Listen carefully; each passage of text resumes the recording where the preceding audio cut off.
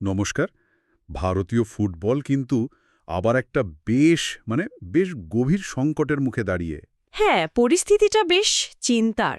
বিশ্ব ফুটবলের যে সর্বোচ্চ সংস্থা ফিফা আর তার সাথে এশিয়ান ফুটবল কনফেডারেশন এএফসি, হুম। ওরা দুজন মিলে সর্বভারতীয় ফুটবল ফেডারেশন আমাদের এআইএফএফ কে একটা বেশ কড়া হুঁশিয়ারি পাঠিয়েছে। একদম চরম হুঁশিয়ারি বলা চলে। আমরা কয়েকটা রিপোর্টের ওপর ভিত্তি করে আজই ব্যাপারটা একটু গভীরে গিয়ে দেখতে চাইছি।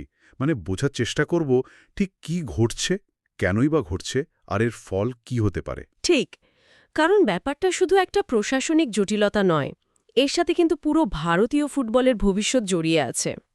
সেটাই।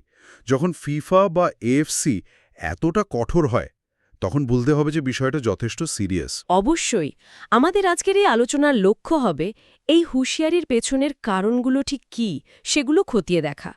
অতীতে এমন কিছু হয়েছে কিনা সেটাও একটু মনে করা দরকার। হ্যাঁ, আর সবচেয়ে জরুরি হলো ভারতীয় ফুটবলের জন্য এর মানেটা কি দাঁড়াবে সেটা বোঝা।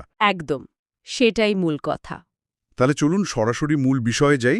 এই যে হুঁশিয়ারিটা, এর একেবারে কেন্দ্রে তো একটা ডেডলাইন রয়েছে, তাই না? একটা নির্দিষ্ট সময়সীমা। হ্যাঁ, ঠিক তাই। ফিফা আর এএফসি তাদের চিঠিতে খুব স্পষ্ট করে বলে দিয়েছে, একেবারে পরিষ্কার নির্দেশ, যে আগামী ৩০শে অক্টোবরের মধ্যে এআইএফএফকে তাদের নির্বাচন প্রক্রিয়া সারতে হবে। সেরে ফেলতে হবে, এটা তো কোনো অনুরোধ নয় বলছেন। না না, একদমই নয়। এটা একটা স্পষ্ট নির্দেশ। আর এটাও বলে দিয়েছে যে এই সময়সীমা যদি না মানা হয় তাহলে শাস্তিমূলক ব্যবস্থা নেওয়া হবে। শাস্তি, যার মধ্যে সবচেয়ে খারাপটা হতে পারে নির্বাসন। হ্যাঁ, সম্ভাব্য নির্বাসন, সেটাই সবচেয়ে ভয়ের কারণ। ৩০শে অক্টোবর হাতে সময় তো সত্যিই খুব কম। ফিফা বা এএফসিএফ হঠাৎ এতটা কড়া পদক্ষেপ কেন নিচ্ছে? কেন এত তাড়াহুড়ো? নিশ্চয়ই এর পেছনে কোনো বড় কারণ আছে। দেখুন, কারণটা শুধু এই নয় যে নির্বাচনটা সময় মতো হচ্ছে না। ব্যাপারটা তার চেয়েও একটু জটিল। এর সাথে জড়িয়ে আছে একটা দীর্ঘদিনের প্রশাসনিক অচলাবস্থা। ও আচ্ছা। হ্যাঁ, ফিফার মূল অভিযোগটা হল এআইএফএফ একটা নতুন সংশোধিত সংবিধান, যেটা অনেক দিন ধরে হওয়ার কথা, সেটা এখনও কার্যকর করতে পারেনি। ব্যর্থ হয়েছে বলা চলে। অনেক দিন ধরে ঝুলে আছে বলছেন। হ্যাঁ, আর শুধু তাই নয়, ফেডারেশনের যে প্রশাসনিক কার্যকর্ম, তার কাঠামো, সেখানে স্বচ্ছতা আর স্থিতিশীলতার অভাব নিয়েও তারা বেশ উদ্বিগ্ন। দেখুন, ফিফা বা এএফসির মতো আন্তর্জাতিক সংস্থাগুলো চায় তাদের সদস্য ফেডারেশনগুলো একটা নিয়ম মেনে চলুক, একটা পেশাদারিত্ব বজায় রাখুক। স্বাভাবিক। যখন সেটা বারবার ব্যাহত হয় তখন তারা তো হস্তক্ষেপ করবেই।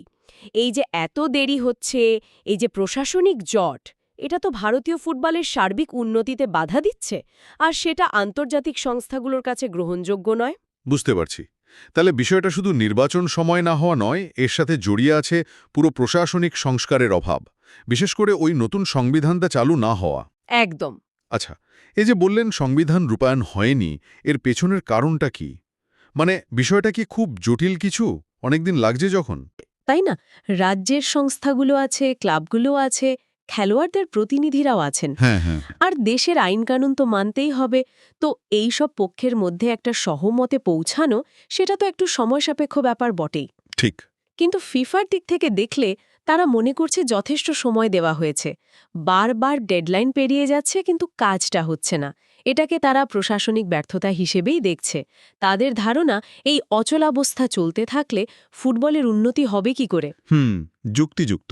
তাহলে প্রশাসনিক সংস্কার একটা বড় কারণ। আচ্ছা, ফিফার চিঠিতে এই নির্বাচন প্রক্রিয়া নিয়ে কি আর কোনো বিশেষ শর্ত বা কন্ডিশনের কথা বলা হয়েছে? হ্যাঁ, বলা হয়েছে, এবং এটা খুব খুব গুরুত্বপূর্ণ একটা শর্ত। ফিফা একেবারে কঠোর ভাষায় নির্দেশ দিয়েছে যে এই নির্বাচন প্রক্রিয়াটা হতে হবে সম্পূর্ণ স্বাধীনভাবে, কোনো রকম তৃতীয় পক্ষের হস্তক্ষেপ ছাড়া। তৃতীয় পক্ষের হস্তক্ষেপ ছাড়া এর মানে কি? সরকার বা আদালত, এদের কথা বলা হচ্ছে। ঠিক তাই। সরকার বা দেশের কোনো আদালত, এরা যেন এই নির্বাচন প্রক্রিয়ায় কোনোভাবেই নাক গলাতে না পারে বা কোনো প্রভাব বিস্তার করতে না পারে। একদম স্বাধীন নির্বাচন হতে হবে। এই শর্তটা কিন্তু বেশ ইন্টারেস্টিং। ফিফা কেন এই তৃতীয় পক্ষের হস্তক্ষেপের ব্যাপারে এতটা স্ট্রিক্ট? অনেক সময় তো মনে হতে পারে যে স্বচ্ছতা আনার জন্য বা ধরুন কোনো অচলাবস্থা কাটাতে বাইরের হস্তক্ষেপ দরকারি হতেও পারে, তাই না? আপনার প্রশ্নটা খুব স্বাভাবিক। বাইরে থেকে দেখলে মনে হতেই পারে যে স্বচ্ছতার জন্য বা সমস্যা মেটাতে আদালত বা সরকার এলে তো ভালোই, কিন্তু ফিফার ভাবনাটা একটু অন্যরকম। কি রকম? ফিফা সারা বিশ্বে তাদের সদস্য সংস্থাগুলোর স্বশাসনের নীতিতে বিশ্বাস করে এবং সেটা খুব কঠোরভাবে প্রয়োগও করে। তাদের মূল ধারণাটা হলো ফুটবল ফেডারেশনগুলো রাজনৈতিক বা আইনি প্রভাব এসব থেকে মুক্ত থেকে স্বাধীনভাবে চলা উচিত। ও, যদি কোনো দেশের সরকার বা আদালত ফেডারেশনের ভেতরের কাজকর্মে ধরুন নির্বাচন প্রক্রিয়ায় হস্তক্ষেপ করে, ফিফা সেটাকে তাদের নিয়মের একটা মারাত্মক লঙ্ঘন বলে মনে করে। মারাত্মক লঙ্ঘন। হ্যাঁ, তাদের ভয়টা হলো একবার যদি এই দরজা খুলে যায় তাহলে বিভিন্ন দেশে রাজনৈতিক বা অন্য কোনো স্বার্থে ফেডারেশনগুলোর নিয়ন্ত্রণ নেওয়ার চেষ্টা হতে পারে, আর সেটা আখেরে ফুটবলেরই ক্ষতি করবে। তাই সদস্য সংস্থার যে স্বাধীনতা বা স্বায়ত্তশাসন সেটা রক্ষা করাটা তাদের কাছে সবচেয়ে বড় প্রায়োরিটি। বুঝতে পারলাম। তার মানে ফিফার কাছে এই স্বায়ত্তশাসনের নীতিটা অলঙ্ঘনীয়। নির্বাচন শুধু সময়ের মধ্যে করলেই হবে না, সেটা সম্পূর্ণ স্বাধীনভাবেও করতে হবে, কোনো বাইরের প্রভাব ছাড়া। এ পরিস্থিতিটা কিন্তু চেনা চেনা লাগছে। মনে হচ্ছে যেন 2022 সালের ঘটনাটার পুনরাবৃত্তি হতে চলেছে। ঠিক ধরেছেন। সেবারও তো এআইএফএফকে এই একই কারণে, মানে তৃতীয় পক্ষের হস্তক্ষেপের জন্যই ফিফা নির্বাসিত করেছিল। একেবারে 2022 সালের আগস্ট মাসের ঘটনা। তখন ভারতের সুপ্রিম কোর্ট এআইএফএফের কাজে কিছু অনিয়মের অভিযোগ ওঠায় আর নির্বাচন করতেও দেরি হচ্ছিল। তো এই পরিস্থিতিতে ফেডারেশন পরিচালনার জন্য একটা কমিটি অফ অ্যাডমিনিস্ট্রেটরস মানে COA নিয়োগ করেছিল। হ্যাঁ, মনে পড়ছে। ফিফা সেটাকে দেখামাত্রই তৃতীয় পক্ষের হস্তক্ষেপ বলে চিহ্নিত করে এবং সঙ্গে সঙ্গেই এআইএফএফকে নির্বাসিত করে দেয়। যদিও সেটা বেশি দিন চলেনি, তাই না? হ্যাঁ, ভাগ্য ভালো যে সেই নির্বাসন মাত্র 15 দিনের মধ্যেই তুলে নেওয়া হয়েছিল, কারণ ভারত সরকার এবং অন্যান্য যারা যুক্ত ছিলেন তারা খুব দ্রুত কিছু ব্যবস্থা নিয়ে ফিফাকে বোঝাতে পেরেছিল যে ফেডারেশনের স্বাধীনতা আবার ফিরিয়ে আনা হবে। কিন্তু ওই 15 দিনও তো কম ধাক্কা ছিল না। একেবারেই না। ওই কদিনের নির্বাসনও ভারতীয় ফুটবলের জন্য একটা বিরাট ধাক্কা ছিল।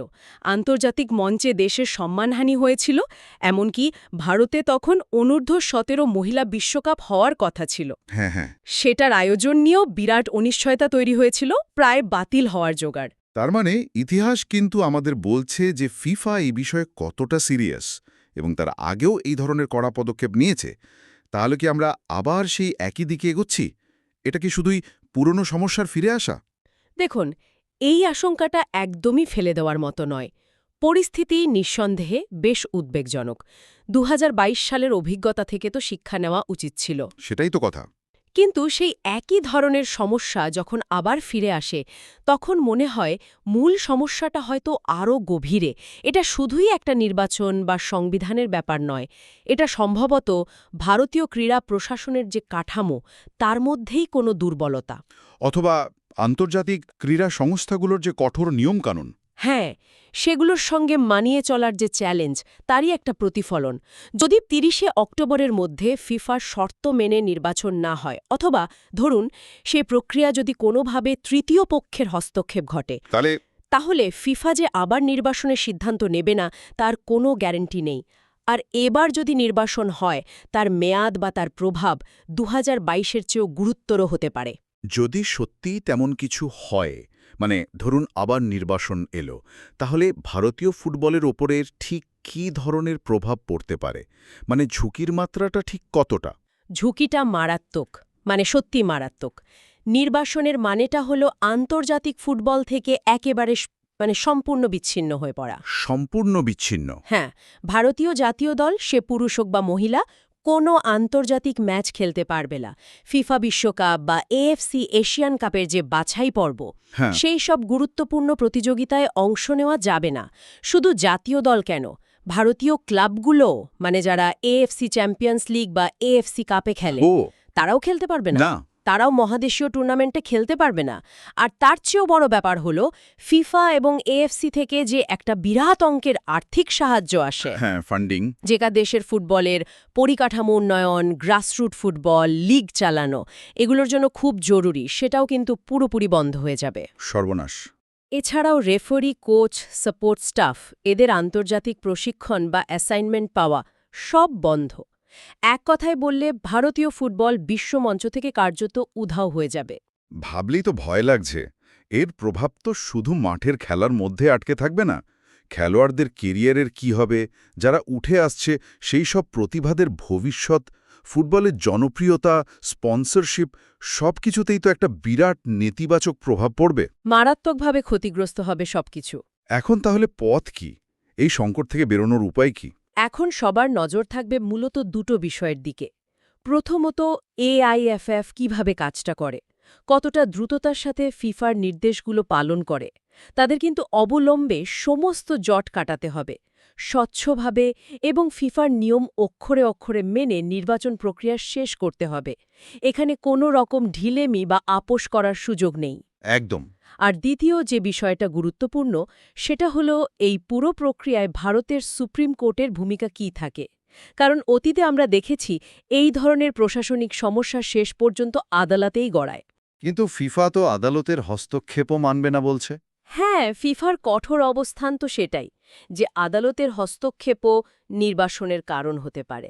তাই AIFFকে একটা খুব কঠিন ভারসাম্য রক্ষা করতে হবে।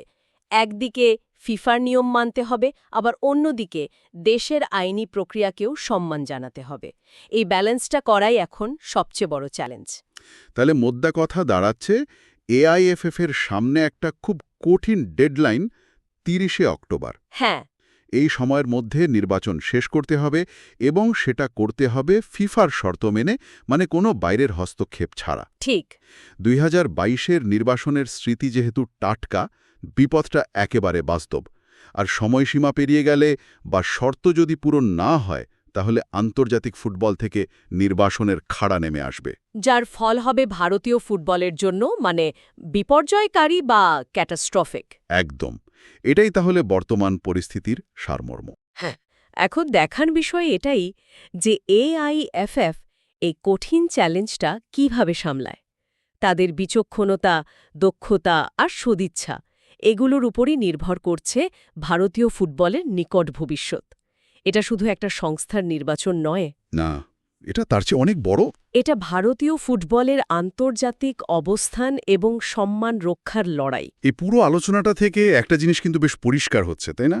যে আন্তর্জাতিক ক্রীড়া সংস্থাগুলোর যে নিয়মকানুন, বিশেষ করে তাদের ওই অটোনমির ধারণা, হ্যাঁ, অটোনমি। আর অন্যদিকে একটা দেশের নিজস্ব আইনি প্রক্রিয়া, প্রশাসনিক বাস্তবতা, কখনো কখনো হয়তো রাজনৈতিক সমীকরণও থাকে। অবশ্যই থাকে। এ দুয়ের মধ্যে একটা সংঘাত বা টানাপোড়েন, এটা ভারতীয় ক্রীড়া সংস্থাগুলোর জন্য একটা প্রায় নিয়মিত চ্যালেঞ্জ হয়ে দাঁড়িয়েছে। শুধু ফুটবল কেন, অন্যান্য খেলাতেও তো আমরা এমন পরিস্থিতি দেখেছি। একদম ঠিক বলেছেন। এই সংঘাতটা নতুন কিছু নয়। একদিকে যেমন আন্তর্জাতিক নিয়ম মেনে চলাটা জরুরি, কারণ বিশ্বমঞ্চে টিকে থাকতে হবে। আবার দেশের আইন বা প্রশাসনিক পদ্ধতিকেও তো অগ্রাহ্য করা যায় না। যায় না। এই দুটো দিকের মধ্যে একটা সঠিক ভারসাম্য খুঁজে বের করা, হুম। এটাই ভারতীয় ক্রীড়া প্রশাসনের সামনে একটা দীর্ঘমেয়াদী পরীক্ষা বলা চলে। আর যখন একই ধরনের সংকট বারবার ফিরে আসে, তখন এটা আমাদের ভাবায়, মানে সমস্যাটা কি শুধু সাময়িক কোনো ব্যবস্থাপনার অভাব, নাকি আমাদের ক্রীড়া প্রশাসনের গভীরে এমন কোনো কাঠামোগত সমস্যা রয়ে গেছে যার একটা স্থায়ী সমাধান দরকার? খুব গুরুত্বপূর্ণ প্রশ্ন। এই প্রশ্নটা হয়তো ভবিষ্যতের জন্য একটা গভীর আলোচনার খোরাক দিয়ে গেল।